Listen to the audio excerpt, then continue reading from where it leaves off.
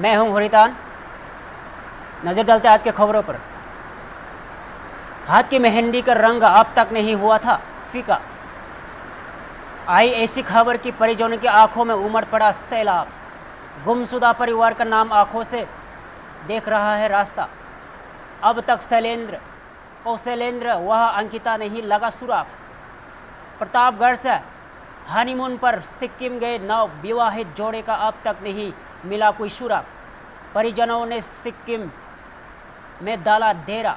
भारी बारिश के चलते पहाड़ से 1000 फीट नीचे गिरी विंगर में सवार था जोड़ा।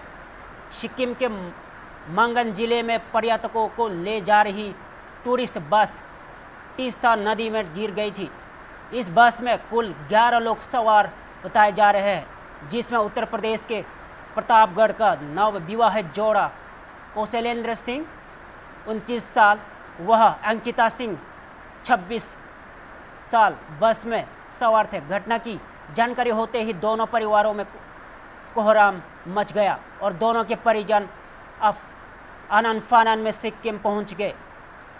संगीपुर इलाके के राहतिकर गांव के शेर बहादुर सिंह के इकलौते बेटे कौशलेंद्र प्रताप सिंह और पति कोटवाली धनगाड़ सराय छिलवाहा निवासी राजेश सिंह की बेटी अंकिता सिंह शादी 5 मई को ही हुई थी, जिसके बाद दोनों में हनीमून ट्रिप के लिए पूर्वोत्तर के सिक्किम को चुना और 24 मई को हनीमून के लिए गए थे, जहां मंगन जिले में भारी बारिश के चलते बस फिसलकर लगभग 1000 फीट गहरी तीस्ता नदी में गिर गई।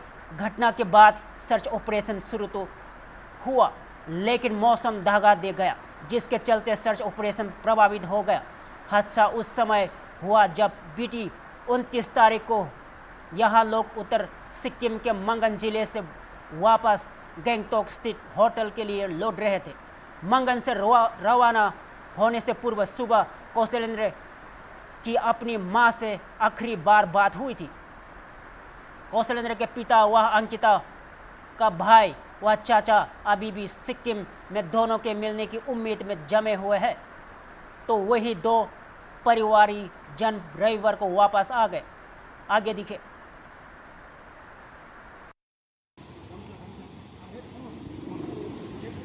का है ये पहले आने तो दीजिए, रिकवर करने दीजिए। का है सर, रिकवर करने दीजिए, रिकवर करने तो पहले कोने कोने हम लोग एक नहीं बेटे मैंने रिकवर कर लिया सारे हेवी सब ने हरी सर सर यहां उतार दिए हम लोगों को भी नहीं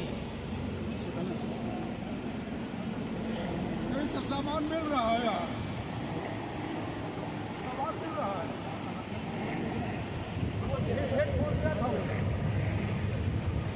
क्या उतार दिए हम लोगों को, कोई वो नहीं है सर। एक बने पाया मैंने जल्दी से तो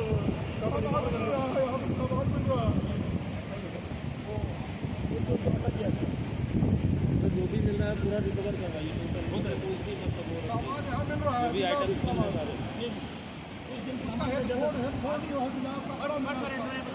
बहू का कपड़ा मिला और बच्चे का हेडफोन नीचे से बोल रहा है।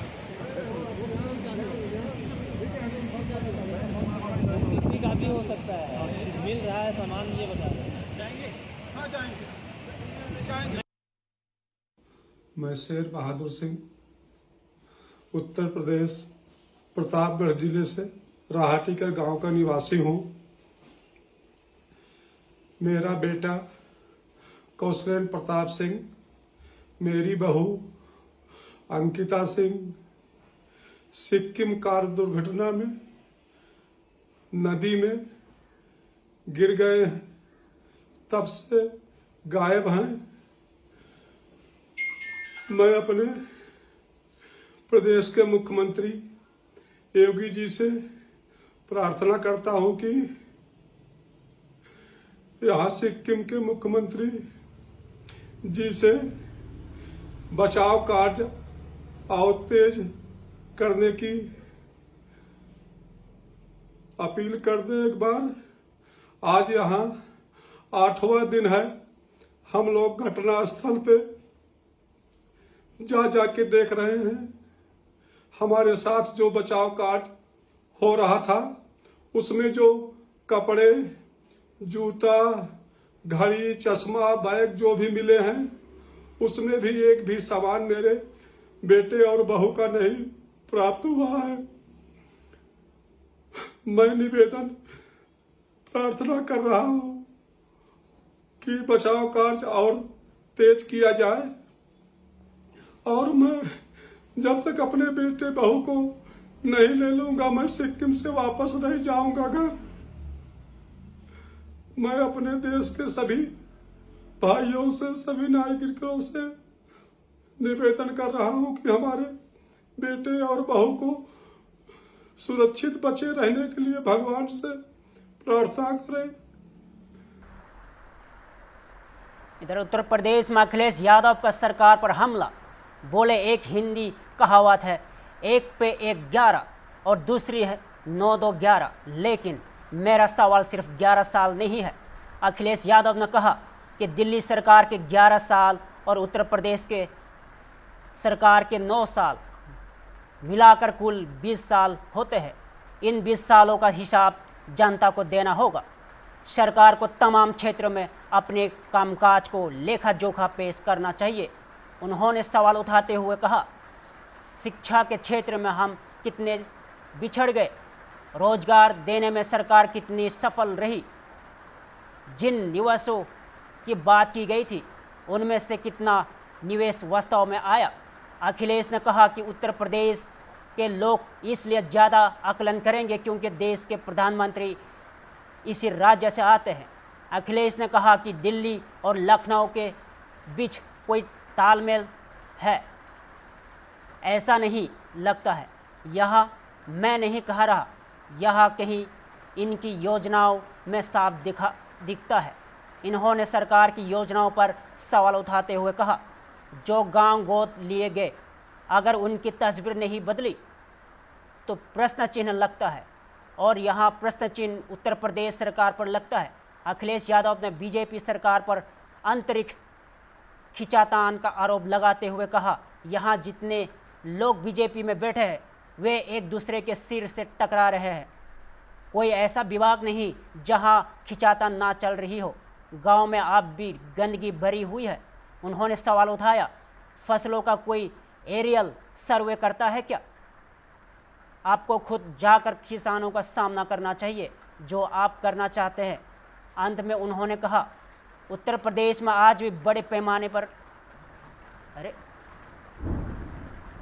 उन्होंने तेज कसते हुए कहा, अब 2027 प्रदेश को स्थायी बीजेपी मिल पाएंगे।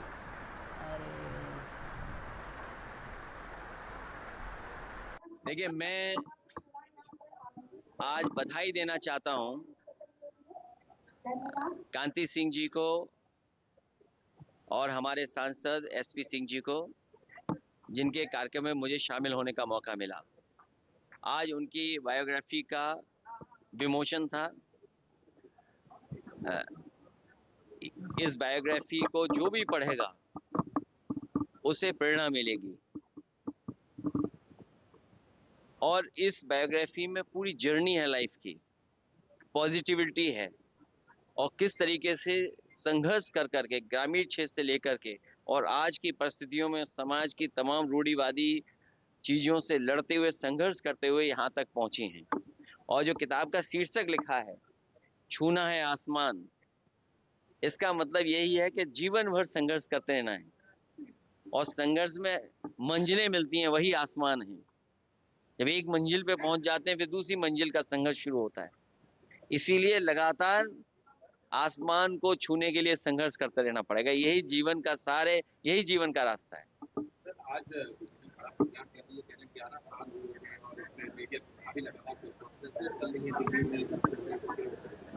देखिए, एक हिंदी में कहावत है, एक पे एक 11, और दूसरी कहावत है 9 2 11। जो उत्तर प्रदेश की जनता, मैं सवाल 11 साल का नहीं कर रहा हूं, ये 11 साल आपके लिए हो सकते हैं, लेकिन अगर दिल्ली की सरकार के 11 साल और उत्तर प्रदेश की सरकार के लगभग 9 साल, इन दोनों को जोड़ दें तो 20 साल का लेखा जोखा सरकार को देना पड़ेगा जनता के बीच में क्या किया है। और वो तमाम आंकड़ों पे बहस करनी पड़ेगी कि हम शिक्षा के क्षेत्र में कितना आगे बढ़े हैं, हम बेरोजगारी में कितना पिछड़ गए हैं, हम रोजगार देने में कितना कामयाब हुए हैं, हम जो इन्वेस्टमेंट लाना चाहते थे हम इन्वेस्टमेंट कितना लाए हैं भारत सरकार और उत्तर प्रदेश सरकार ने मिल करके। और उत्तर प्रदेश के लोग तो ज़्यादा आकलन इसलिए करेंगे क्योंकि देश के प्रधानमंत्री यहाँ से हैं और जो योजनाएं चल रही हैं उससे नहीं लगता है कि दिल्ली और लखनऊ में कोई तालमेल है। ये बात मैं नहीं कहना चाहता हूँ, वो योजनाओं में दिखता है। जो गांव गोद लिए जाते हैं और अगर लिए हुए गोद जो गांव हैं उनकी तस्वीर न बदले तो कहीं ना कहीं प्रश्न लगता है। और अगर प्रश्न लगाने का काम कोई कर रहा है तो वो उत्तर प्रदेश की सरकार है। अगर प्रधानमंत्री जी ने गोद लिया गांव और उस गांव की तस्वीर नहीं बदली तो प्रश्न लगता है उत्तर प्रदेश की सरकार पर। और यहाँ पर जितने लोग बैठे हैं बीजेपी में एक दूसरे से सर टकरा रहे हैं, एक दूसरे के खिलाफ काम कर रहे हैं, खींचातानी कर रहे हैं। कौन सा विभाग है जिसमें खींचातानी न चल रही हो? और सोचिए 11 साल की यही उपलब्धि होगी कि आईएएस को अंडरग्राउंड होना पड़ रहा है, कमीशन को लेकर के झगड़ा हो रहा है, बंटवारे को लेकर के झगड़ा हो रहा है, आप पानी पीने का नहीं दे पा रहे शुद्ध, गांव में अभी भी कूड़ा गंदगी भरी पड़ी है, आप किसान को फेस नहीं करना चाहते हैं, इसलिए आप एरियल सर्वे कर रहे हैं। फसलों का कोई एरियल सर्वे करता है? कोई आप रिमोट सेंसिंग के अधिकारी हैं? आप क्या? आप प्रदेश के सबसे बड़े मुखिया हैं, आपको किसान के सामने जाना चाहिए, फेस करना चाहिए किसान को। और खेतीबाड़ी कहाँ पहुंच गई, किसान को क्या लाभ पहुंचा है? तो ये तमाम सवाल हैं जो उपलब्धियां या नाकामी के उस पर आकलन जनता करेगी। प्रधानमंत्री नरेंद्र मोदी के नेतृत्व में केंद्र सरकार के 11 साल पूर्ण होने पर मध्य प्रदेश के मुख्यमंत्री डॉक्टर मोहन यादव ने भारत देश में हुए परिवर्तन और देश का सबसे बड़ा संगठन बसपा की तारीफ करते हुए कहा कि जो हमारी सरकार ने किया, गरीब कल्याण, कृषि सुधार, महिला सशक्तिकरण, युवा रोजगार, राष्ट्रीय सुरक्षा और वैश्विक पर केंद्रित है। इन 11 वर्षों में भारत ने विकास की दिशा में महत्वपूर्ण प्रगति की है, जिसमें गरीबों को मुफ्त अनाज, शौचालय निर्माण और मुद्रा योजना जैसी योजनाएं शामिल है। मोदी सरकार की प्रमुख उपलब्धियां इस प्रकार है: गरीब कल्याण, 81 करोड़ लोगों को मुफ्त अनाज देने वाली पीएम गरीब कल्याण अन्न योजना, महिला सशक्तिकरण, सुकन्या समृद्धि योजना, उज्ज्वला योजना और महिला नेतृत्व में नीति निर्माण केंद्र में रखना, युवा रोजगार, digital India, startup India, skill India अभियान, राष्ट्रीय सुरक्षा ऑपरेशन सिंदूर और सतत सैन्य जवाब, वैश्विक पहचान, भारत की वैश्विक मंचों पर मजबूती से उपस्थिति। आइए आगे और विस्तार से जानेंगे हमारे संवाददाता के माध्यम से। अवसर पर उपस्थित सभी पत्रकार मित्रों, आज ये पत्रकार वार्ता देश के 11 वर्ष माननीय प्रधानमंत्री नरेंद्र मोदी जी के नेतृत्व में कल 9 जून को 11 वर्ष जो पूरे हुए, ये विकसित भारत के अमृत काल का समय और ये 11 वर्ष माननीय प्रधानमंत्री नरेंद्र मोदी जी के नेतृत्व में सेवा, सुशासन और गरीब कल्याण के वर्ष हैं। माननीय प्रधानमंत्री मोदी जी के नेतृत्व में देश के अंदर सेवा, सुशासन और गरीब कल्याण के साथ ऑपरेशन सिंदूर तक में सबसे बड़ी उपलब्धि आप क्या मानते हैं? मेरे साथ संकट खड़ा कर रहा हूँ। सबसे बड़ी उपलब्धि मोदी जी की तीसरी बार सरकार बनना, जनता का विश्वास कायम रखना, जनता का भरोसा। 60 साल बाद एक ऐसे गैर कांग्रेसी सरकार के नेता है जिनके प्रत्येक फैसले से जनता आंदोलित होती है, आनंदित होती है। इसीलिए तो आप देखिए, इतनी जबरदस्त चुनौतियों के बीच भी भारत के लोकतंत्र को गौरवान्वित करते हैं। आप आसपास में देखो, केवल इतना देख लो, भारत के आसपास के सारे देशों में, कहीं अफगानिस्तान में तो हमने वो खराब दौर देखा जब राष्ट्रपति जी को फांसी पे टांग कर लोग मोदी जी की सरकार को लेकर अब 11 वर्ष पूर्ण हुए और आज मुख्यमंत्री डॉक्टर मोहन यादव और वीडी शर्मा ने इन 11 वर्षों में क्या हुआ है वह साफ तौर पर बताया प्रेस वार्ता के माध्यम से, और किस तरह से डबल इंजन की सरकार, केंद्र की सरकार और मध्य प्रदेश की सरकार मिलकर क्या कार्य कर रही है, और किस तरह से उन्होंने आज यह भी बताया कि सरकार पहले क्या करती थी, कितना पैसा भेजती थी और यहाँ पर कितना पैसा आता है। आज हमारे साथ मौजूद है वरिष्ठ पत्रकार व्यास जी, उनसे भी हम बात करेंगे कि उनका क्या कहना है इस मुद्दे को लेकर। जी, आज 11 वर्ष पूरे हुए हैं, क्या कहना चाहेंगे? 11 वर्ष पूरे हुए हैं मोदी सरकार के, और आज इनकी जो माननीय मुख्यमंत्री डॉक्टर मोहन यादव ने प्रेस कॉन्फ्रेंस लेकर के अपनी सरकार की योजना सारी बताई है कि हमारी सरकार किस तरह कार्य कर रही है, कैसे कर रही है, और ये सारी योजनाओं का उन्होंने प्रेस वार्ता के माध्यम से हमें बताया, अवगत करवाया है। क्योंकि उन्होंने यह भी बताया कि लगातार सरकार इतना कार्य कर रही है और विशेष तौर पर गरीब कल्याण और युवाओं के लिए रोजगार को लेकर बात कही, इस पर क्या कहेंगे? देखिए, वैसे अगर देखा जाए वास्तविक वस्तुतः स्थिति तो यह है कि रोजगार को लेकर उन्होंने अगर बात कही है तो कुछ रोजगार मिले भी हैं और कुछ रोजगार अभी नहीं मिले हैं। युवा काफी परेशान भी है, ऐसा नहीं है कि युवा सब एकदम अपने रोजगार पर बैठ गए, ऐसी कोई व्यवस्था नहीं हुई है। गरीब कल्याण में जो उन्होंने बताया जैसे कि लोगों को, गरीबों को अनाज मिल रहा है, और पहले और अभी में सीधा लोगों के खाते में पैसा तक जाने तक की बात कही, इस पर क्या कहें? ये तो ठीक है ना। पहले क्या है कि जिस तरह से पैसा बढ़ कर के आता था वो भ्रष्टाचार बंद हो गया, डिजिटल कर दिया आजकल, तो वो बहुत अच्छा कार्य किया है इनकी सरकार को। इसके लिए हम बधाई देते हैं, धन्यवाद देते हैं कि जो डिजिटल आपने किया है बहुत अच्छा कार्य किया है। और होना चाहिए था कि डायरेक्ट काश्तकार के खाते में पैसा जाए, गरीबों के खाते में पैसा जाए, बीच में जो बिचौले होते हैं वो पैसा नहीं खा पाए। इस बात को लेकर के इनकी जो सरकार ने किया है ये बिल्कुल बधाई के पात्र है और धन्यवाद के पात्र भी है, होना चाहिए। ये थे हमारे साथ वरिष्ठ पत्रकार जिन्होंने बताया कि किस तरह से सरकार काम कर रही है, और सबसे बड़ी बात अब यहाँ पर यह भी निकलकर सामने आई है कि जिस तरह से विकास तो किया और विकास को लेकर विकसित मध्य प्रदेश बन चुका है, और 11 वर्षों में लगातार जिस तरह से कार्य हुआ, और मुख्यमंत्री डॉक्टर मोहन यादव के इस कार्यकाल में जितने कार्य हुए हैं, और मोदी जी लगातार प्रति माह मध्य प्रदेश में आए हैं, तो साफ तौर पर यह भी देखने को मिला कि डबल इंजन सरकार और केंद्र की सरकार और मध्य प्रदेश की मोहन सरकार दोनों मिलकर हाथ से हाथ मिलाकर विकास कर रही है, और मध्य प्रदेश में विकास की लहर लगातार चल रही है। हॉर्नबिल टीवी के लिए स्टेट हेड अमृत शर्मा, भोपाल।